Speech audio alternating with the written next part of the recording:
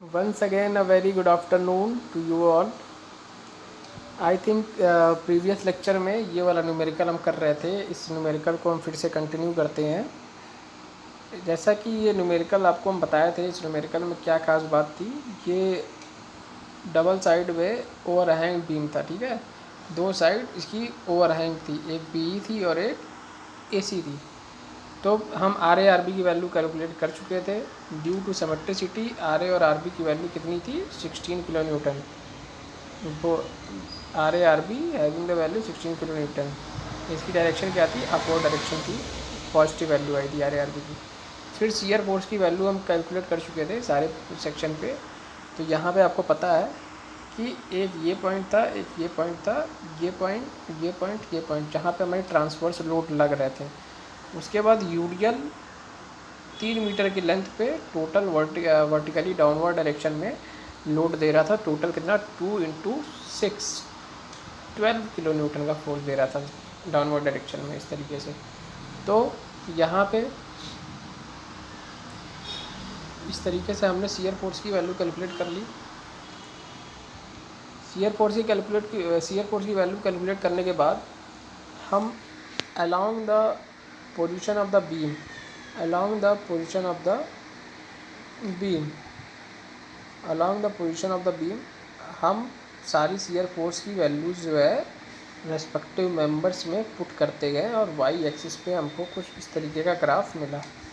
ठीक, यहाँ पे सी पॉइंट पे शियर फोर्स की value 5 kilo Newton downward direction में, तो 5 किलो न्यूटन डाउनवर्ड डायरेक्शन में वैल्यू चली गई। फिर ए से सी पॉइंट के बीच में कोई लोड नहीं लगा, तो 5 किलो न्यूटन की वैल्यू यहाँ पे कांस्टेंट है। फिर ए पॉइंट पर रिएक्शन मिला तो इसकी वैल्यू 11 किलो न्यूटन में पहुँच गई। फिर हमको यहाँ पे यूडीएल मिला, यूडीएल पे हमको पता है कि लीनियर ग्राफ बनता है नेगेटिव स्लोप के साथ। 11 to 5 हमने लीनियर ग्राफ ड्रा कर दिया। ठीक, उसके जैसे 5 किलो न्यूटन डी पॉइंट में पहुँचा तो हमको ये दिखा कि भाई ये 10 किलो न्यूटन का फोर्स डाउनवर्ड डायरेक्शन में लग रहा है। तो फिर ये वैल्यू सीधे आ गई -5 पे। ठीक, तो -5 किलो न्यूटन की वैल्यू यहाँ पे आई। अब यहाँ पे फिर से यूडीएल लग रहा है, तो 5 किलो न्यूटन से 11 किलो न्यूटन, यहाँ 11 किलो न्यूटन वैल्यू मिली हमको। तो एक पॉजिटिव स्लोप के साथ यहाँ पे 5 to 11 किलो न्यूटन पे हमको एक लीनियर ग्राफ मिल गया। ठीक है, अब इस पॉइंट पे, बी पॉइंट पे जैसे यहाँ पे पहुँचे, ये वैल्यू हमको फिर मिल गई +5 किलो न्यूटन। फिर बी से ई के ओवरहैंग पोर्शन पे वैल्यू जो है कोई लोड नहीं लग रहा, तो यहाँ 5 किलो न्यूटन की वैल्यू हमको प्लस मिली। अब इस तरीके से यहाँ पे तुम देख रहे होगे, सारी वैल्यूज़ पुट करने के बाद तुमने देखा ए से सी जो ओवरहैंग पोर्शन था, हिंज सपोर्ट्स के लेफ़्ट साइड में जो ओवरहैंग पोर्शन था, वहाँ पे हमको शियर फोर्स नेगेटिव मिला। ये वाला रीजन क्या हुआ, नेगेटिव मिला। फिर जैसे हिंज सपोर्ट से हम आगे बढ़े यूडीएल वाले सेक्शन में, ये हमको पॉजिटिव शियर फोर्स दिया। फिर जैसे हम यूडीएल के मिड पोर्शन से आगे बढ़े, फिर हमको वैल्यू नेगेटिव शियर फोर्स की मिली और फिर यहाँ पे पॉजिटिव शियर फोर्स की वैल्यू मिली। ठीक, हमको कहाँ कहाँ पे शियर फोर्स की वैल्यू 0 मिल रही है, यहाँ पे, ये यहाँ पे, यहाँ पे। ठीक है, अब हम क्या करते हैं, कैलकुलेट करते हैं बेंडिंग मोमेंट के लिए। ओके, तो अब हम क्या करेंगे, शियर फोर्स डायग्राम ड्रा कर चुके हैं इस डबल साइडेड ओवरहैंगिंग बीम के लिए। अब हम क्या ड्रा करेंगे, बेंडिंग मोमेंट डायग्राम।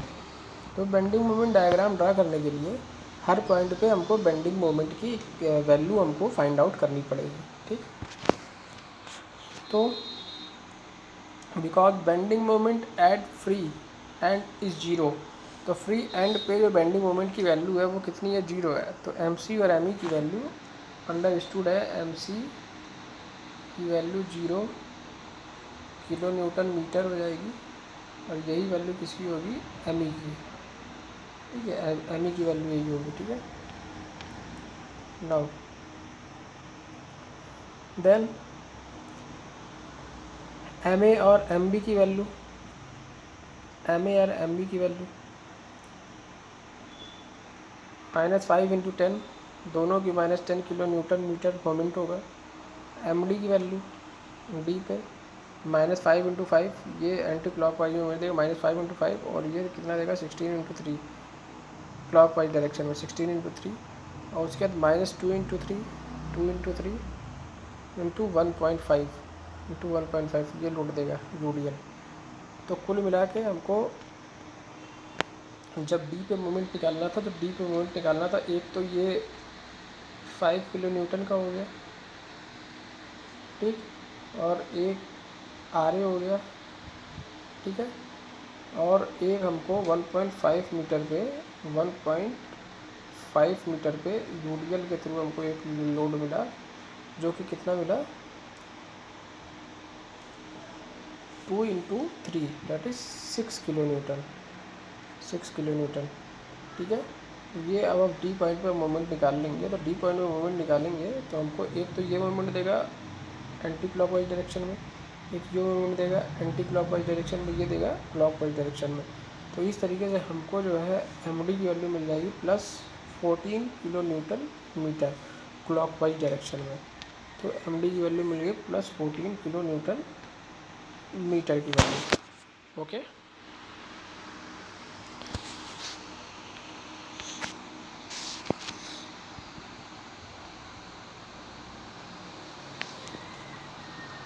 अब हमको सारे मोमेंट्स की वैल्यू पता है, ठीक है। बेंडिंग मोमेंट की वैल्यू पता है। फ्री एंड पे बेंडिंग मोमेंट की वैल्यू क्या है 0, कितनी है 0, ठीक है। बेंडिंग मोमेंट की वैल्यू 0 है इस पॉइंट पे, ठीक। ए पॉइंट पे बेंडिंग मोमेंट की वैल्यू -10 किलो न्यूटन मीटर। तो सी से ए के बीच पे कोई लोड नहीं लग रहा है, ठीक है। सी से ए के बीच पे कोई लोड नहीं लग रहा है, और है तो कौन सा पॉइंट लोड है। तो पॉइंट लोड की कंडीशन में बेंडिंग मोमेंट में हमको 1 डिग्री ग्राफ मिलता है, 1 डिग्री ग्राफ मिलता है, ठीक है, 1 डिग्री ग्राफ मिलता है। तो सी से ए पे हमको 10 किलो न्यूटन मीटर, तो ए की वैल्यू हम लिख दिया 10 किलो न्यूटन मीटर। फिर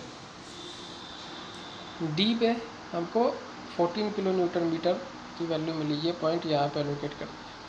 फिर बी पर हमको वैल्यू मिली 10 किलो न्यूटन मीटर की। फिर ई पर हमको वैल्यू मिली 0 की। तो ये सारे पॉइंट्स हमको मिल गए, सी से ए के बीच में पॉइंट लोड है, तो हम एक लीनियर ग्राफ ड्रा कर लिए विद नेगेटिव स्लोप। उसके बाद ए से डी के बीच में हमको यूडीएल मिल रहा है। तो यूडीएल जब मिलता है तो उस केस में हमको क्या मिलता है, पैराबोला। तो ये वैल्यू -10 से 14 ये वैल्यू बढ़ रही है, तो एक पॉजिटिव स्लोप वाला हम पैराबोला ड्रा कर लिए, ठीक है, पैराबोला ड्रा कर लिया इस तरीके से। फिर 14 × 10 किलो न्यूटन पैराबोला ड्रा किया यहाँ से, फिर वैल्यू घट रही है तो हमने पैराबोला ड्रा कर लिया।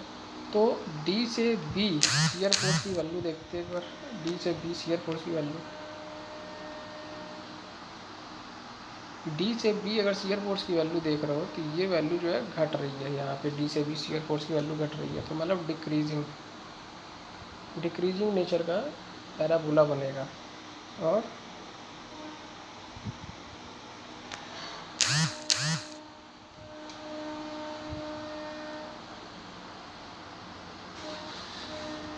इस तरीके से, ठीक है।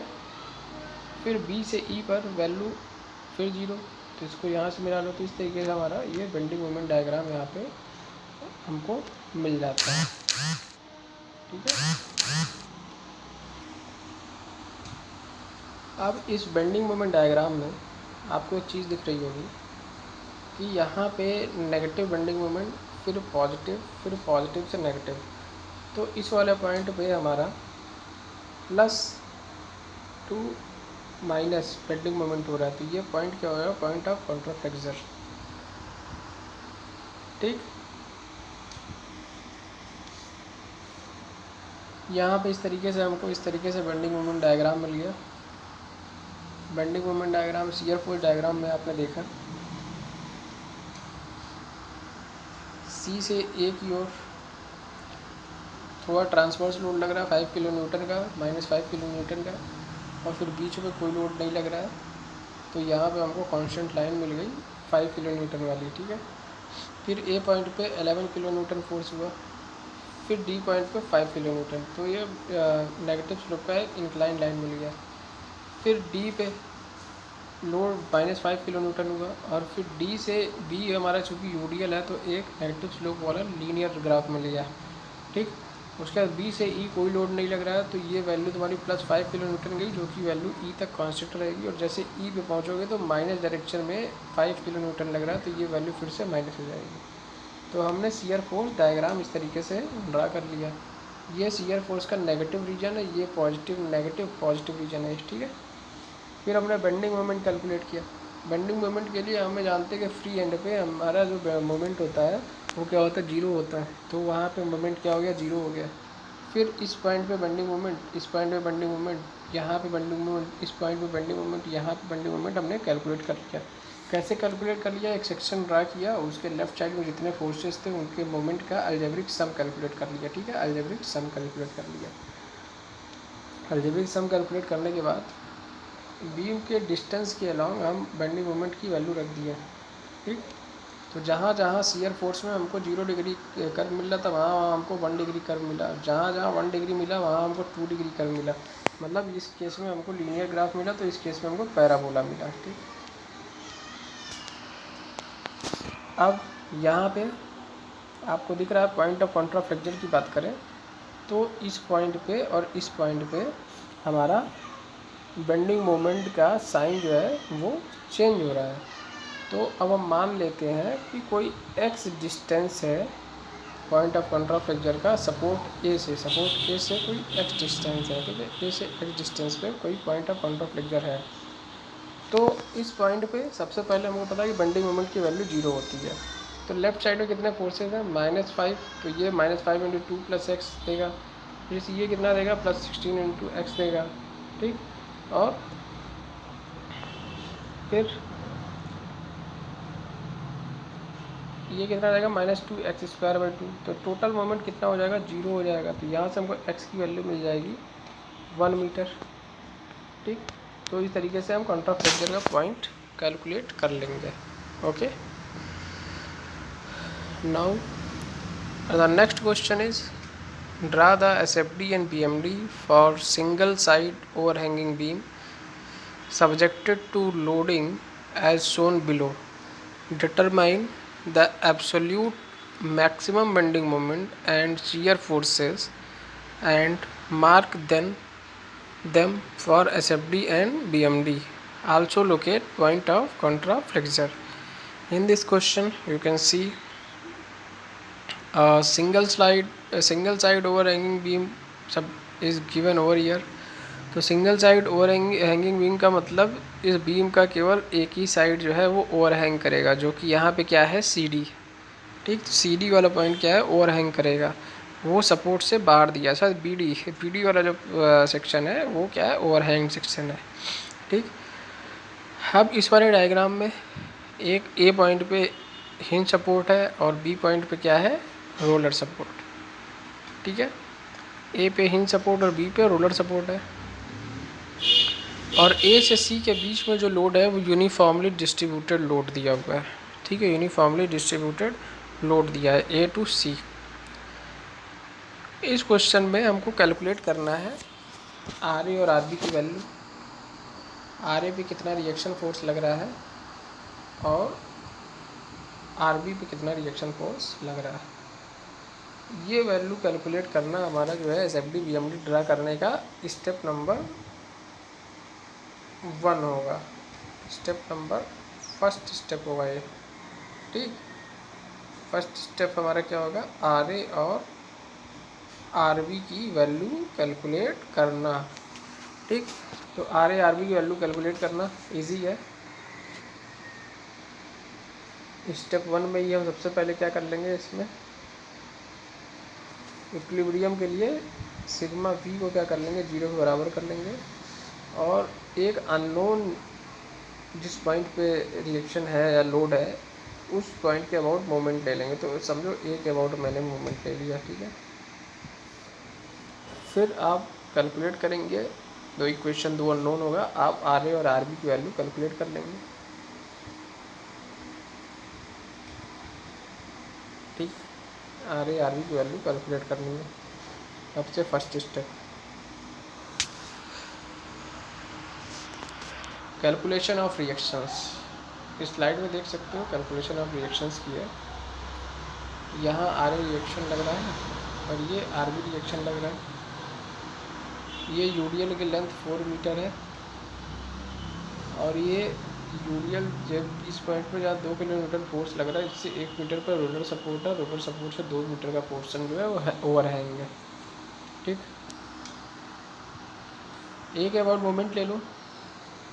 एक अबाउट जो मोमेंट लोगे तो लेफ़्ट साइड में कोई फोर्सेज है नहीं, तो 2 किलो न्यूटन का जो मोमेंट देगा, एक तो इस यूडीएल का होगा 10 इंटू 4। 10 इंटू 4 कितना होगा? 10 इंटू 4 होगा 40 किलो न्यूटन। 40 किलो न्यूटन का लोड लगेगा। ये कहाँ लगेगा? ये 2 मीटर की डिस्टेंस पे लगेगा। कहाँ लगेगा? 2 मीटर की डिस्टेंस पे। ठीक है, 2 मीटर की डिस्टेंस पे। तो ये 40 किलो न्यूटन मोमेंट देगा तुम्हारा क्लॉकवाइज डायरेक्शन में। किस डायरेक्शन में देगा? क्लॉकवाइज डायरेक्शन में मोमेंट देगा।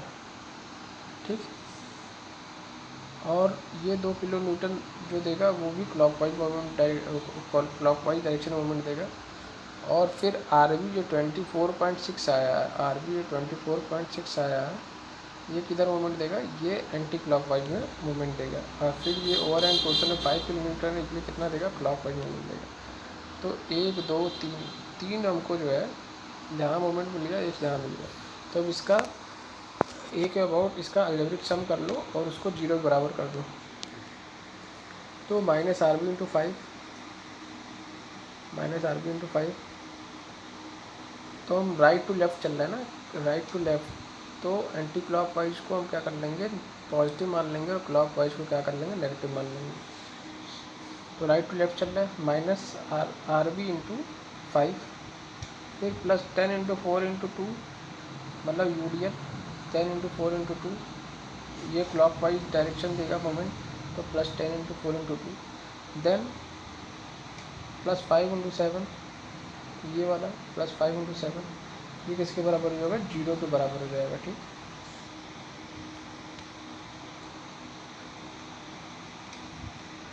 यहाँ से हमको आर बी की वैल्यू मिल जाएगी। फिर क्या करेंगे? वाई डायरेक्शन में जितने फोर्सेज हैं, वर्टिकल डायरेक्शन में जितने भी फोर्सेज लग रहे हैं, ठीक है, जितने फोर्सेज लग रहे हैं उसको क्या करेंगे? 0 के बराबर कर देंगे। तो वर्टिकल डायरेक्शन में कितने फोर्स लग रहे हैं? आर बी की वैल्यू तुमने निकाल ही ली। वर्टिकल डायरेक्शन में एक ही आर ए अननोन है, तो अलजेब्रिक सम लोगे तुमको आर ए की वैल्यू मिल जाएगी। R A plus 24.6 minus 10 into 4 minus 2 plus 5 is equal to 0। तो आर ए की वैल्यू कितनी हो जाएगी? 22.4 किलो न्यूटन। इस तरीके से। ओके,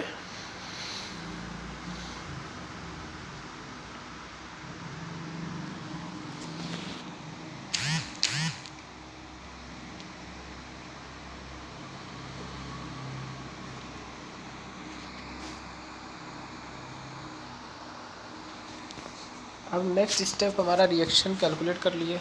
अब जो नेक्स्ट स्टेप होगा हमारा शियर फोर्स डायग्राम का होगा, एसएफडी ड्रा करने का। तो एसएफडी ड्रा करने के लिए हमको क्या निकालना है? हर एक पॉइंट पे शियर फोर्स की वैल्यू निकालनी है। ठीक है, शियर फोर्सेस की वैल्यू। अब हर एक पॉइंट पे तुम सेक्शन कट कर लो इस तरीके से। ठीक है, सेक्शन कट कर लो इसमें। अब हर एक सेक्शन के लेफ़्ट साइड में जो फोर्सेज हैं सारों का अलजेब्रिक सम ले लो। वो उस पॉइंट पे, उस सेक्शन पे शियर फोर्स की वैल्यू होगी।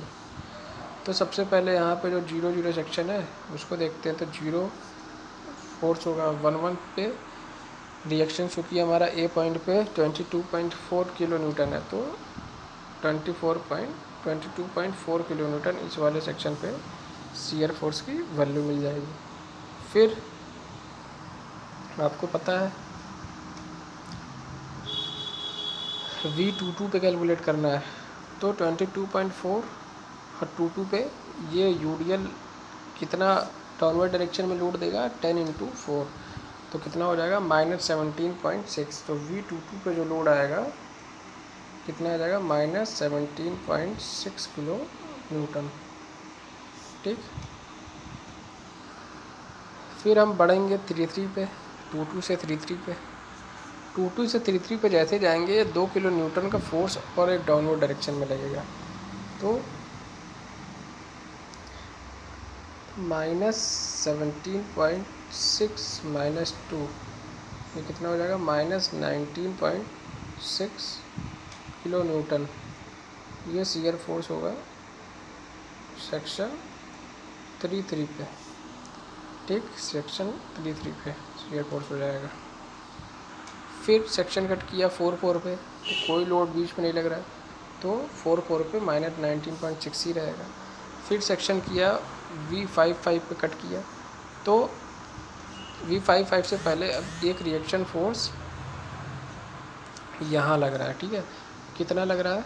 Total 5 kilo Newton. फिर V66 पे कोई फोर्स नहीं लग रहा यहाँ बीच में, तो कितना लोड है? Shear force 5 kilo Newton.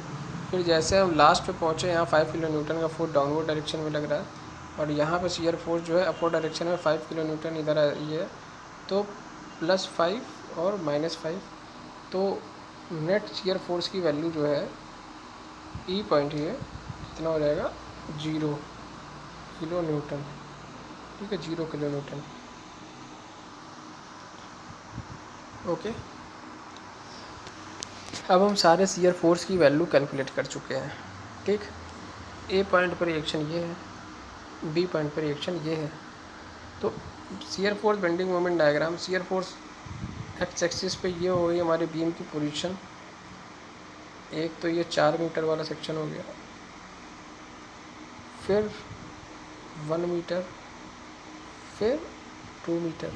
ठीक, तो ए पॉइंट पर शियर फोर्स की वैल्यू हमारी कितनी है? 22.4। तो ए पॉइंट पे शियर फोर्स की वैल्यू होगी 22.4। फिर ए से ई पॉइंट पे अगर हम ए से डी सी पॉइंट की बात करें, तो एक यूडीएल है। जब यूडीएल है तो एक लीनियर ग्राफ हमको मिलेगा नेगेटिव स्लोप का, जिसकी वैल्यू 22.4 से घट के 17.6 किलो न्यूटन आ जाएगी। सी पे कितनी शियर फोर्स की वैल्यू है? सी पे शियर फोर्स की वैल्यू 17.6 किलो न्यूटन है। ठीक है, तो इस तरीके से हमारा ग्राफ जो है 17.6 किलो न्यूटन इस तरीके से यहाँ पे आ गया। अब 17.6 के बाद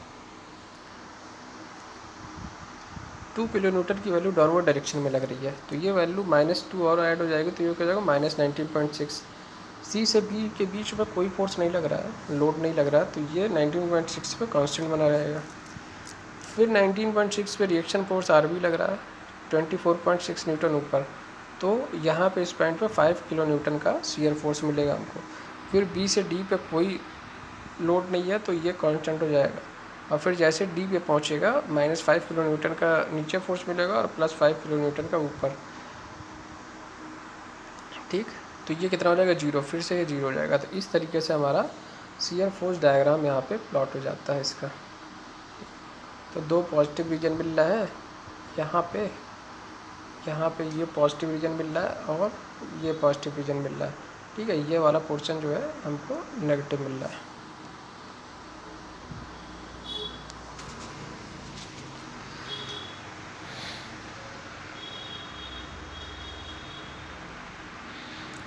Now, the maximum bending moment will occur at the section where the shear force is 0. तो मैक्सिमम बेंडिंग मोमेंट हमको कहाँ पे मिलेगा? जहाँ पे शियर फोर्स 0 है। तो शियर फोर्स 0 अगर आप बात करें तो शियर फोर्स की 0 वैल्यू ये यहाँ पे है, और यहाँ पे शियर फोर्स की वैल्यू 0। ठीक है, शियर फोर्स की वैल्यू यहाँ पे 0 है। Maximum bending moment will occur at the section where the shear force is 0. The shear force diagram shows the section having 0 shear force is available in the portion AC. AC portion में हमको shear force की value 0 दिखी है।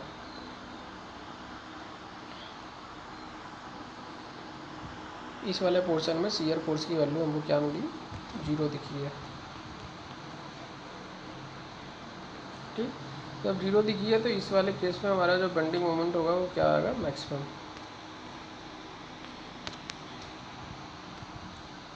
Okay, so let the section xx consider at x from support a as shown in the figure. तो x point पे हम एक section draw कर देते हैं x पॉइंट पे as shown in फिगर यहाँ पे, ठीक।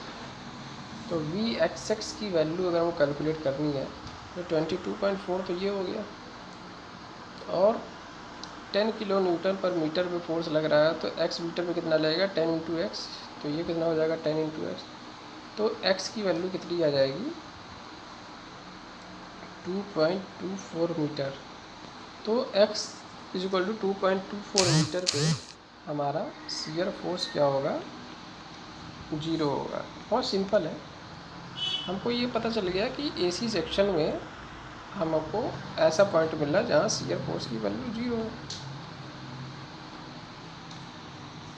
ठीक। तो अब एसी सेक्शन में हम एक्स डिस्टेंस पे एक सेक्शन कट कर लेते हैं।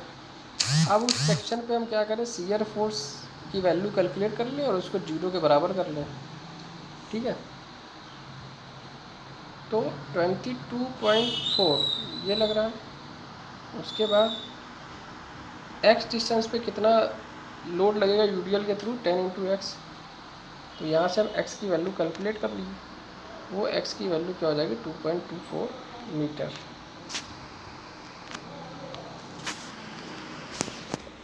ठीक। अब इसी तरीके से हम बेंडिंग मोमेंट की कैलकुलेशन कर सकते हैं। हमको ये बहुत अंडरस्टूड है कि ए पॉइंट पे और डी पॉइंट पे बेंडिंग मोमेंट कितना हो जाएगा 0। तो एम ए और एम डी ये जितना है 0 है, ठीक है। देन सी पॉइंट पे मोमेंट की वैल्यू ये है 9.6 किलो न्यूटन मीटर। तो कैसे है 9.6 किलो न्यूटन मीटर, ये वाला एक मोमेंट देगा इस डायरेक्शन में, क्लॉकवाइज डायरेक्शन में, तो वो वैल्यू यहाँ पर लिख लिया तुमने। उसके बाद यूडीएल में 10 इंटू 4 ये 2 मीटर पे टोटल 40 किलो न्यूटन का फोर्स लगेगा, ये मोमेंट देगा, ये एंटी क्लॉकवाइज मोमेंट देगा। इस तरीके से total moment about C point है वो दे दिया 9.6 किलो न्यूटन मीटर। उसके बाद बी पॉइंट के अबाउट मोमेंट ले लो सारे फोर्सेस का, तो लेफ़्ट सेक्शन हम कंसीडर कर रहे हैं, ठीक। तो वो निकाल लिया, तो मोमेंट अबाउट बी पॉइंट हमने निकाल लिया, वो कितने आ गया -10 किलो न्यूटन मीटर, ठीक है। अब maximum bending moment 22.4 into 2.24 -10 into 2.24 into 2/2, तो मैक्सिमम बेंडिंग मोमेंट हमारा 25.1 किलो न्यूटन मीटर आ गया। Now put the value of bending moment across the point across the beam। Values put कर दिया तुमने, ठीक। ए पे 0 में बेंडिंग मोमेंट, फिर इस वाले सेक्शन पे मैक्सिमम है, फिर इस वाले पॉइंट पे 9.6, इस पॉइंट पे 10, इस पॉइंट पे ये। तो जहाँ यूडीएल है वहाँ हम पैराबोला ड्रा कर लिए, और जहाँ पे पॉइंट लोड है वहाँ पे हमने एक सिंपली लीनियर ग्राफ ड्रा कर लिया। तो इस तरीके से हमारा बीएमडी तैयार हो जाता है। यहाँ पे एसएफडी बीएमडी डायग्राम एक साथ देख सकते हैं आप। ये वाला वो डिस्टेंस है जहाँ पे शियर फोर्स की वैल्यू 0 हुई थी, इसीलिए यहाँ पे हमको मैक्सिमम बेंडिंग मोमेंट मिल रहा है, ठीक है, maximum bending moment,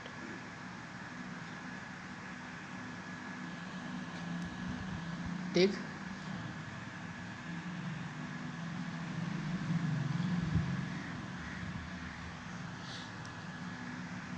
linear graph parabola, constant line graph, then incline line, और constant graph then incline line, इस तरीके से। तो जो एसएफडी का जो ग्राफ है वो अगर 1 डिग्री है तो ये क्या होगा 2 डिग्री होगा, और 0 डिग्री है ये तो ये 1 डिग्री ग्राफ होगा।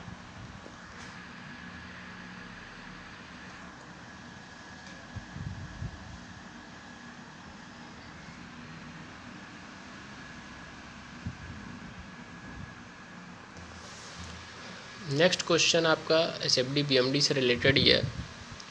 ये है single side overhanging beam subjected to loading as shown below. ठीक है, ये क्वेश्चन है जिसमें ए पॉइंट पे आपको दिख रहा है हिंज सपोर्ट और बी पॉइंट पे रोलर सपोर्ट है।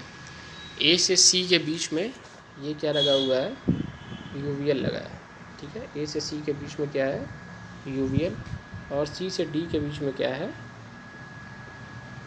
यूडीएल लोड लगा है। ठीक है, यूडीएल। ठीक,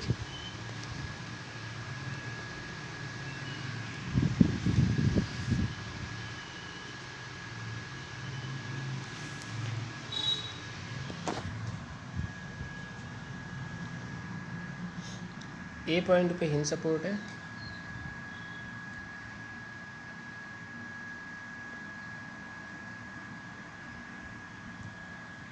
सी पॉइंट, ए और सी पॉइंट के बीच में यूवीएल है, और सी और डी के बीच में क्या है, यूडीएल। यूडीएल। अब इसमें हमको SFD BMD ड्रा करना है। तो सबसे पहले हमारा काम क्या है, सबसे पहले हम रिएक्शंस फाइंड आउट करते हैं। तो ए पॉइंट पे तो RA रिएक्शन लग रहा है। ठीक, बी पॉइंट पे क्या लग रहा है, RB। ठीक है, डी पॉइंट पे 20 किलो न्यूटन का फोर्स लग रहा है इधर, और ये बी है, सी पॉइंट। ये कहीं लगेगा 1/3 1 मीटर पे 1/2 into base into height, 90 kilo Newton का फोर्स यूवीएल देगा 1 मीटर पे। ठीक है, 1 मीटर पे, और यूडीएल 20 इंटू 4 80, ये जस्ट हाफ पे लगेगा। तो यहाँ पे 80 किलो न्यूटन का फोर्स एक इधर लगेगा। तो अब यहाँ पे इक्विलिब्रियम कंडीशन हम लगाएंगे। ठीक, इक्विलिब्रियम कंडीशन के लिए वर्टिकल डायरेक्शन में जो फोर्सेज है उसको जीरो करोगे, हॉरिजॉन्टल डायरेक्शन में जो फोर्सेज हैं उसको जीरो कर लोगे। तो वर्टिकल डायरेक्शन में जितने फोर्सेज हैं उसको जीरो करोगे, और एक उस पॉइंट के अबाउट मोमेंट लोगे जिस पे वो अननोन दिया हो। तो मान लो ए पॉइंट के अबाउट हम मोमेंट लेते हैं, इसको जीरो करते हैं। ठीक है, तो 2 इक्वेशन और 2 अननोन है, तो हम उसको कैलकुलेट कर सकते हैं RB की वैल्यू। तो फर्स्ट स्टेप हमारा RB की वैल्यू कैलकुलेट करना है।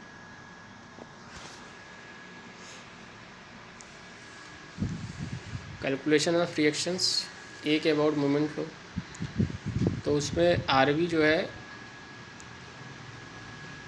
ए के अबाउट मोमेंट देगा क्लॉकवाइज सेंस में, तो उसको नेगेटिव कंसीडर करेंगे क्योंकि अभी हम राइट से लेफ़्ट में जा रहा है।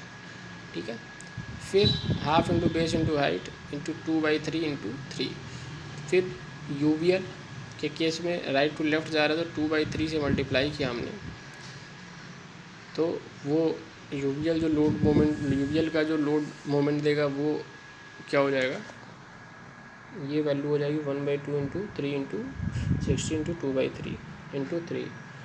फिर 20 किलो न्यूटन जो है वो 4 का एंटी क्लॉकवाइज मोमेंट देगा, और फिर 20 जो है 4 का 20 किलो न्यूटन 7 मीटर डिस्टेंस पे ये क्लॉकवाइज मोमेंट देगा। तो यहाँ से हम RB की वैल्यू कैलकुलेट कर लेंगे। फिर सारे फोर्सेस को वाई डायरेक्शन में रिजॉल्व करके उसको जीरो के बराबर करेंगे, तो वहाँ से हमको RA की वैल्यू मिल जाएगी। तो इस तरीके से हमको RA की वैल्यू मिल गई 46 किलो न्यूटन, और RB की वैल्यू मिल गई 144 किलो न्यूटन। तो रिएक्शंस हमने कैलकुलेट कर लिया।